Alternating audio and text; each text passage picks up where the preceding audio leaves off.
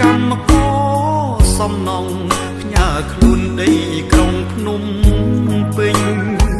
តាមខសន្យាធ្វើការបានប្រាំងវិលវិញ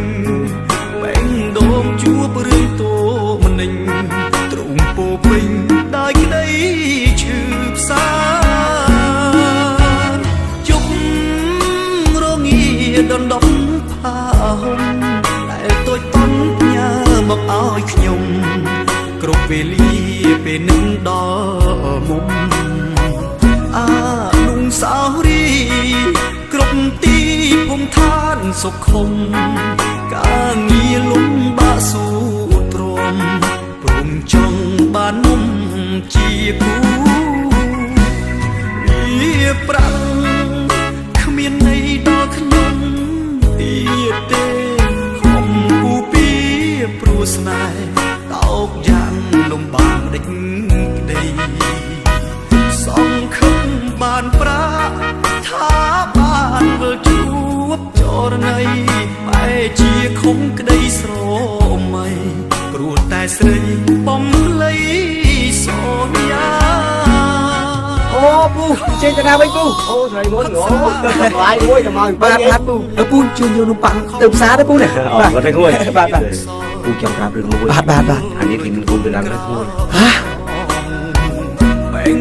ដងមួយនេះត្រូវឆាំងខ្លាចជាហេតុផលមិនគួរចិត្តអូនយំខ្នងហ៊ានក្បត់ចិត្តបង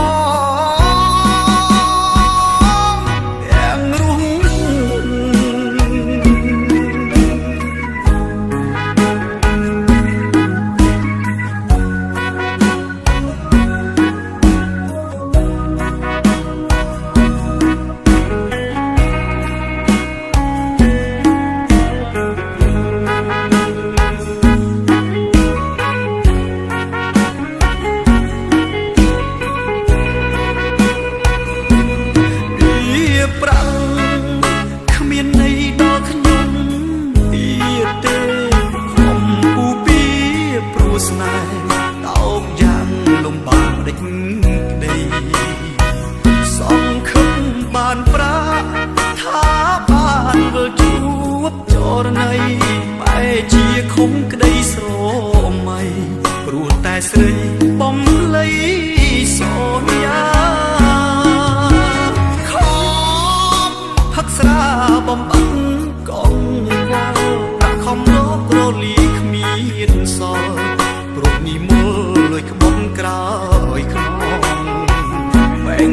ដងមួយនេះត្រូវឆាំងខ្លាចជាហេតុផលមិនគួរចិត្តអូនយំខ្នងហ៊ានក្បត់